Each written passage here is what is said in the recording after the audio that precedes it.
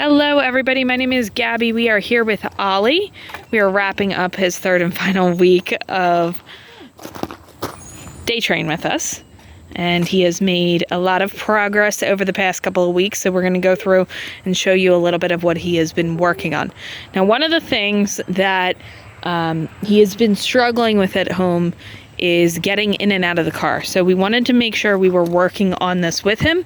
Now, last time we showed you this, we actually showed you this with a different car, but we wanted to show you with another type of car, and we're actually doing the front seat just because it's a little bit closer, so it's a little bit more challenging. Okay, so when you are working on this with him especially, he tends to get a little bit nervous when you put that pressure on his leash, and he tends to want to back up and get away from that car. So that's not what we're going to do during this session. Okay, we're going to use a very high value reward. So we have peanut butter right here, and we're encouraging him to make that choice to go into that car on his own. Because again, if we put that pressure on that leash, he tends to want to back out and immediately go the opposite way. So you can see here, Victoria is on the ground. She's encouraging him a little bit.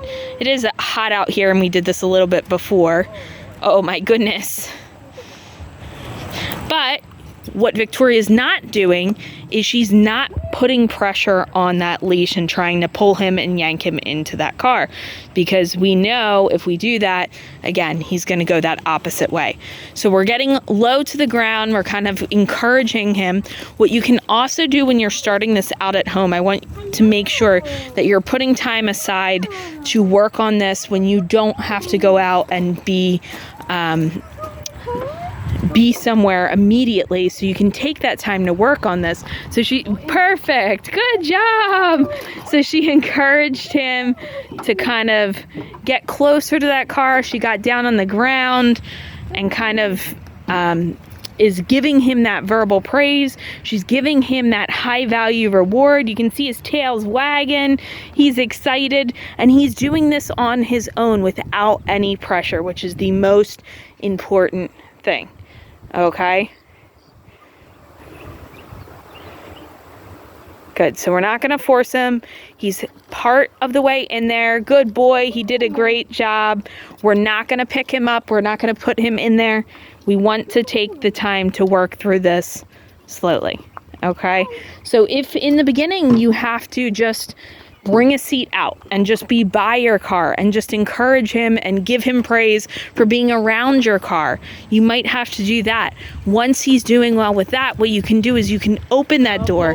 Just get him used to being around the car with the door open. Very good. So again, you can see he's hopping in on his own. We did not need any pressure.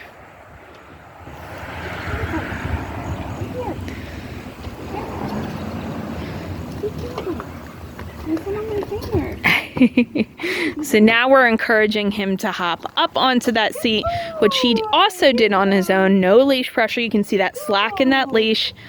So this is exactly how you want to work through this at home, okay? It's going to take a little bit of time. He's doing it here because he has been practicing it here.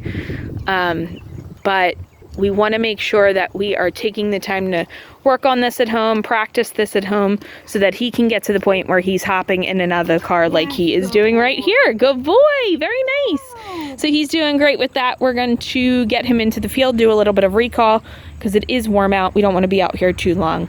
So we'll be right back. Okay, so we are out in the field now.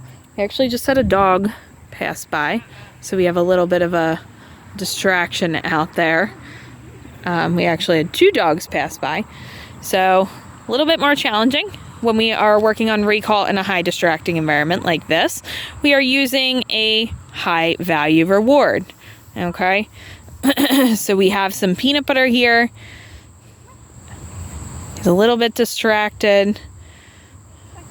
Good. So he used a little bit of leash pressure there and was able to get him back to us. So in the beginning, in a more challenging environment, we want to make sure we have that leash on in case he does get a little bit distracted. We can make sure when we call him and he comes back to us. Okay, so first couple of times you might need a little leash pressure, and then as he starts to get better with it, then we start to phase out that leash pressure. There we go, and he's able to recall without any leash pressure at all, just like that. So starting at short distances when you're working in a more challenging environment. When we started with him, we worked inside the barn, and then we started bringing him outside in a yard, and now we are out in the field, which is extremely distracting. He found something over there in the field.